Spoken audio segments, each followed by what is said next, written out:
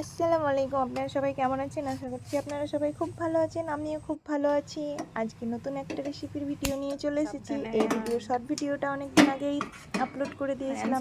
তার full video নিয়ে চলে এসেছি আজকে। কিভাবে আপনারা বাড়িতে বানাবেন সহজ পদ্ধতিতে, সেটারই ফুল ভিডিও। হঠাৎ সেদিন আয়ান বলেছিল, আম্মু চলো আজকে কিছু বানাই সন্ধেবেলায়। আমি বলেছিলাম না, আমি পারবো না বানাতে। ও বলেছিল তোমাকে কিছু করতে হবে না আম্মু, তুমি শুধু আমাকে বলে বলে দেবে, একটু হেল্প করবে, সব কিছু আমি করবো। ঠিক আছে আম্মু? বললাম ঠিক আছে, কিন্তু আমাকে একটা জিনিস করতে দিতে হবে, ইউটিউবের জন্য ভিডিও বানাতে দিবি, তাহলে আমি হেল্প করব। ও বলল ঠিক আছে আম্মু, কিন্তু তুমি আমার মুখটা নেবে না। জানি ইদানিং কী হয়েছে, ও কিছুতেই ক্যামেরার সামনে আসতে চায় না, এমনকি ভয়েসও শোনাবে না। যেই বলা অমনি দুজনে মিলে শুরু করে দিলাম। বাড়িতে যা ছিল ফুলকপি, আলু, ধনেপাতা ইত্যাদি দিয়ে, দেখতেই পাচ্ছেন পরপর ধাপে ধাপে সব কিছু দিয়ে তারপরে রেডি করে নিচ্ছি মিশ্রণটাকে। আলু, ফুলকপি, ধনেপাতা কুচি, পেঁয়াজ কুচি, হলুদ গুঁড়ো, ধনে গুঁড়ো, গোলমরিচ গুঁড়ো, লবণ, চালের আটা, দেশি মুরগির একটা ডিম, পোলট্রি থাকলে পোলট্রিও দেবেন, আমাদের ছিল না ওই জন্য দিয়েছি।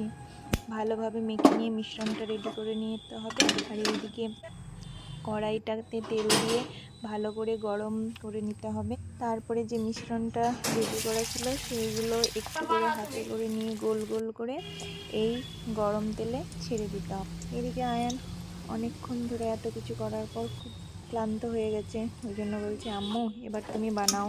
এখন কত সুন্দর ব্রাউন কালার হতে শুরু করেছে। এদিকে মা বললো আরেকটু ধনেপাতা দিলে খুব ভালো লাগতো, ওই জন্য আয়ান আরেকটু ধনেপাতা মিশিয়ে দিচ্ছে। দেখুন একদম খুব ভালোভাবে ভাজা হয়ে গেছে। এবার তেল থেকে ভালোভাবে তুলে নিচ্ছি। খেতেও খুব সুস্বাদু মুচমুচে হয়েছিল। তৈরি হচ্ছে ফুলকপি, আলু, ডিম দিয়ে পকোড়া। Happy tasty. প্রায় শেষের দিকে এসেছে কিছুটা। এবার নিজের পছন্দ মতন সাজিয়ে পরিবেশন করুন। দেখুন আমি নিজের পছন্দ মতন সাজিয়ে নিয়েছি। আমার ভিডিওটা ভালো লাগলে অবশ্যই লাইক, কমেন্ট, শেয়ার করে দেবেন এবং আরও নতুন নতুন রেসিপি ভিডিও পেতে আমার চ্যানেলটি অবশ্যই সাবস্ক্রাইব করে রাখবেন। Thank you.